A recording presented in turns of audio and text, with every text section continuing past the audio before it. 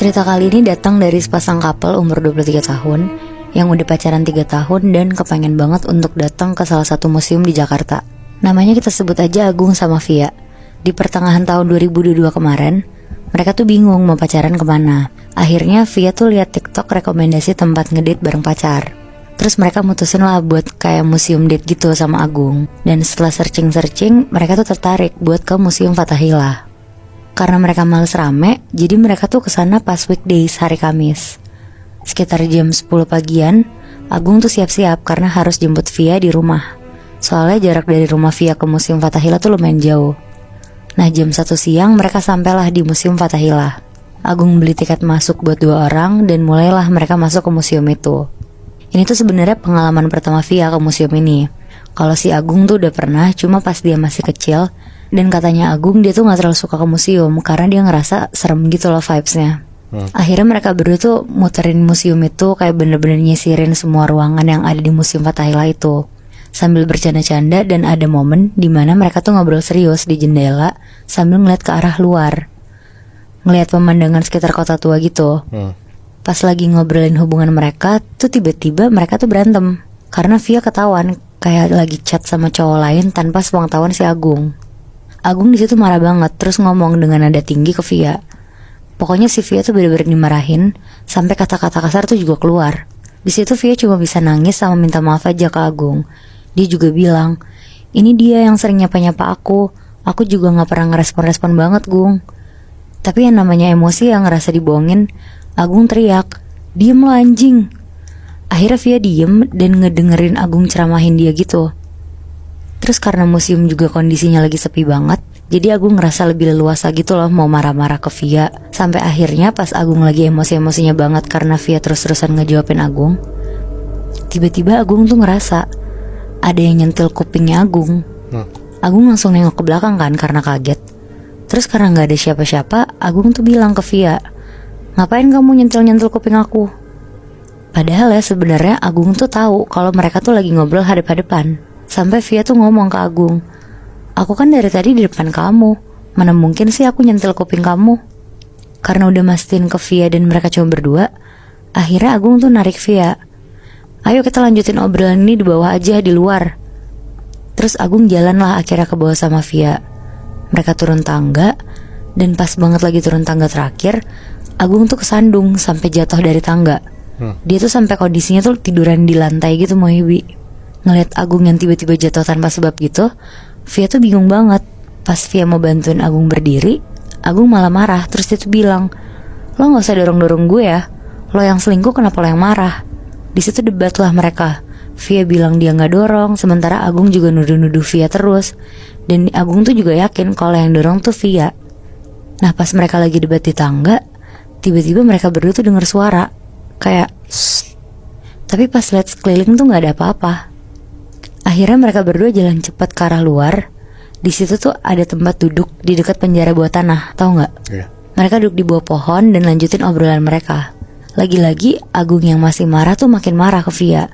Dia ngerasa nggak terima kenapa Via tuh ngelakuin itu di belakang Agung. Sampai saking kesel si Agung tuh main tangan ke Via. Dia nampar Via sampai pipi Via tuh merah banget. Via tuh di situ cuma bisa nangis-nangis. Dan karena di situ cuma ada mereka berdua, jadi gak ada yang bisa bantuin Via juga kan. Karena Via juga udah gak tahan sama Agung, akhirnya Via bilang mau ke toilet. Itu pun ditahan-tahan sama Agung sampai tangannya Via tuh merah-merah. Tapi akhirnya Via lari dan kabur dari Agung. Via ke toilet sendiri, dia nangis-nangis di toilet sendirian. Sementara si Agung tuh masih duduk sendirian di bawah pohon itu sambil nelfonin temennya. Dia ceritain lah kejadian dia sama Via tadi. Di telepon pun Agung tuh masih membara-bara gitu emosinya. Sampai tiba-tiba Agung tuh dengar kayak ada suara bisikan. Awalnya didengarnya tuh samar-samar. Terus dia langsung matiin lah teleponnya. Sambil nengok kanan kiri, dia merhatiin ada siapa di sekitar dia. Ternyata tuh gak ada siapa-siapa. Tapi suaranya tuh jelas banget, ada sumbernya dari kirinya si Agung. Diikutin lah sama Agung, dia jalan ngikutin suara itu. Dan ternyata suaranya tuh ada di dalam ruangan. Dan pas Agung baca tulisannya tuh penjara bawah tanah. Tapi pas dia udah makin deket sama penjara itu, karena ada beberapa penjara bawah tanah, dia jalan lah nyoba nyari suaranya. Suaranya tuh gak jelas, kayak suara orang bisik-bisik tapi gak tahu ngomong apa. Pas dia nyoba ngedeket ke salah satu penjara, Agung tuh ngeliat di pojokan kanan ada laki-laki kepalanya botak, lagi duduk sambil nunduk di pojokan penjara itu. Berarti di dalamnya dong? Di dalamnya, Moy. Mulutnya pun kayak sambil kayak komat kamit gitu. Agung tuh bukannya takut di situ, tapi malah penasaran sama laki-laki ini. Karena penjara ini juga kecil dan rendah gitu, akhirnya sambil nunduk-nunduk, Agung masuk ke dalam. Terus dia tuh ngomong, Mas ngapain mas? Tapi gak dijawab sama laki-laki ini.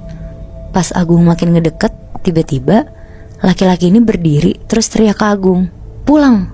Agung kaget banget, dia langsung lari sampai jatuh-jatuh. Karena dengkulnya dia tuh ngerasa lemes banget kan. Dia lari nyari Via dan ngajak Via langsung pulang. Pas di jalan pulang, dia tuh bilang ke Via kalau dia tuh tadi ngeliat laki-laki kepala botak di dalam penjara bawah tanah dengan kondisi mukanya tuh kulitnya gak ada. Jadi kayak kelihatan tengkoraknya gitu loh, Muibi. Pas ngedenger itu, Via tuh takut banget dan langsung minta Agung anterin pulang ke rumah cepet-cepet. Agung pun sambil nyetir ngerasa badannya tuh berat banget, lemes sampai ngerasa gak bisa nyetir, tapi dipaksain lah sama Agung buat pulang. Akhirnya dengan susah payah dia nganterin Via pulang, terus langsung ngebut pulang ke rumahnya. Pas di jalan pulang abis nganterin Via ke rumah, Agung tuh ngerasa kayak ada yang ngeliatin dia dari jok belakang. Tapi ya dia udah gak berani macem-macem dong, apalagi buat nengok ke belakang kan. Akhirnya dia nelfonin Via lah untuk nemenin dia selama perjalanan pulang. Pas dia nelfon, diangkat. Tapi anehnya tuh yang ngangkat bukan Via, tapi suara laki-laki ngomong, halo. Nah kesel kan si Agung, dikira Via tuh udah terang-terangan nih sekarang selingkuhnya. Akhirnya Agung bilang, siapa lo? Ngapain lo sama Via? Terus tiba-tiba dijawab sama laki-laki ini, pulang. Ternyata suara laki-laki ini tuh sama persis sama laki-laki yang dia ketemu tadi di penjara bawah tanah. Akhirnya langsung dimatiin lah sama dia teleponnya. Pas Agung sampai rumah, dia langsung beres-beres, mandi dan pengen sholat.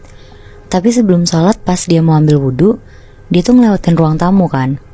Ada adeknya. Terus dia nyapa adeknya, belum tidur dek. Tapi gak dijawab sama adeknya. Terus Agung lanjutlah langsung sholat di kamarnya. Pas selesai sholat, Agung tuh mikir, lah adik gue kan lagi kuliah di Malang. Akhirnya Agung lari ke ruang tamu lagi buat mastiin. Pas Agung lihat adiknya masih ada. Terus adiknya ini ngomong, udah pulang. Tapi justru suara adiknya yang dia denger tuh persis suara sosok laki-laki yang ada di Museum Fathahillah tadi. Nah jadi sosok laki-laki yang dilihat Agung ada di pojokan penjara bawah tanah itu tuh karena bangunan itu bekas tempat eksekusi hukuman mati ribuan orang Tionghoa, Muibi.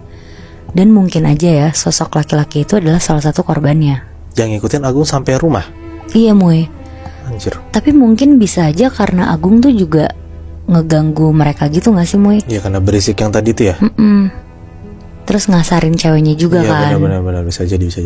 Berat juga sih, gue ngerti banget karena emang dia ngomong kotor gitu ya, gak sopan. Walaupun ya semarah-marahnya lu, menurut gue lu tahu itu museum dan iya percaya gak percaya pasti ada penunggunya, atau bahkan penunggunya orang-orang yang memang ada arwah-arwah korban-korban di sana gitu ya. Ya gak sih? Iya Bi, karena memang Museum Fathahillah tuh di bagian penjara bawah tanahnya tempat korban-korban etnis Tionghoa dipenjarain di situ. Dan puluhan ribu orang Tionghoa emang dibantai di situ sama Belanda pada tahun 1740 lah.